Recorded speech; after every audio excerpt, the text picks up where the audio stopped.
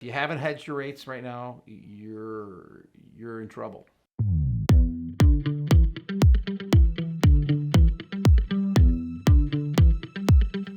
We just see this sort of in my, because I don't do what you do.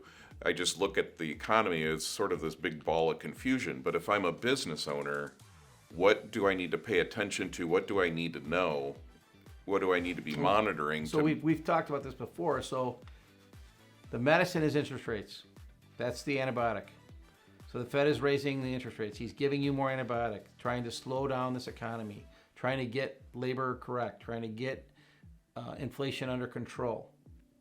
He's already said he's not going to stop giving you antibiotics until he gets it down to like 2%. So I'll give you a dose of antibiotics today.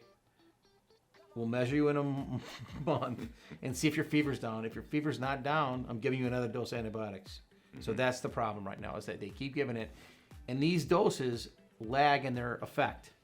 We've talked about this in other videos, but if you've hedged with your rates, you're not feeling this right now. I've got a lot. My clients right now, they see that prime is 6.5 or 6.25, and they fixed at 3.9. Mm-hmm. So they don't feel this change of this overhead.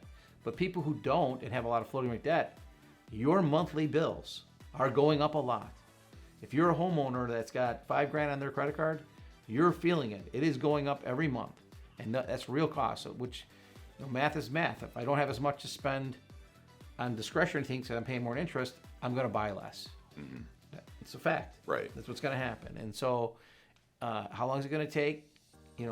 I don't see this thing getting in the right spot till middle of next year, probably. Maybe first quarter. But it's getting scary now because I used to think the rates 6.5. It'll be like that. About that's where we're going to be. No, we're going to be in the 7s. Mm-hmm. I think 30-year mortgages are 7.05 now. That's a 7. Hear that? 7. And another time wouldn't sound all that alarming, right. But we've been used to near zero for a long time. Yeah. For a lot of reasons, recessions and COVID and all this stuff. We've forgotten. I do know this. Over a long period of time, average prime is 8%. Over 50 years, the average prime is 8%. If you ask people like me what our first mortgage rate was, it was 13% when I bought my house in the early 80s. Mm-hmm. But on the other hand, which we're not there yet, is they're not paying the depositors, and this is a very touchy subject. Equally, that margin is just really big at the banks right now because they have so much liquidity from all the COVID inducements. They don't need to pay the depositor as much because they don't need the money.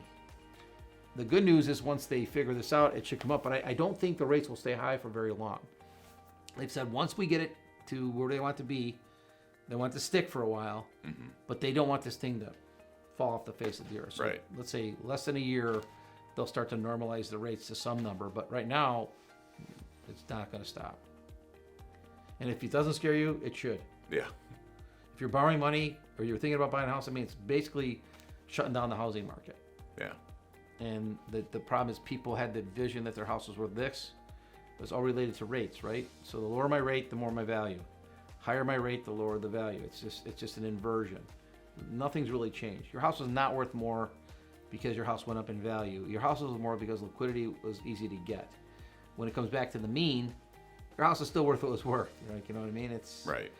People they can't lose sight on that. So, right. And again, the other thing is everyone doesn't want to move right now because they keep thinking that rates were 3.25. Yeah. Now they're 7. I missed it. Well, yeah, you missed it, but that was a long time ago. Yeah. So the change is wait until those houses get to the right values, and it's neutral, right? If I'm paying 7% mortgage, that house has come down where it's affordable. So we've talked about this before. If you haven't hedged your rates right now, you're in trouble.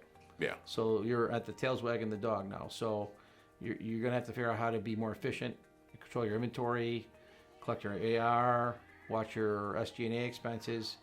It's the thing everyone's got to do, So you're not gonna be able to hedge the rates like you could 4 months ago or 5 months ago. Yeah. So now you're in the tornado now. Mm-hmm.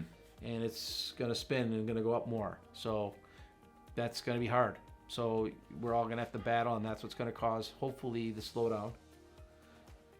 They're really trying to put us in a recession, which is even hard to say. It's crazy, right? They've kind of said it. They call it soft landing, but it's a recession. They want less people. They want to make housing affordable again.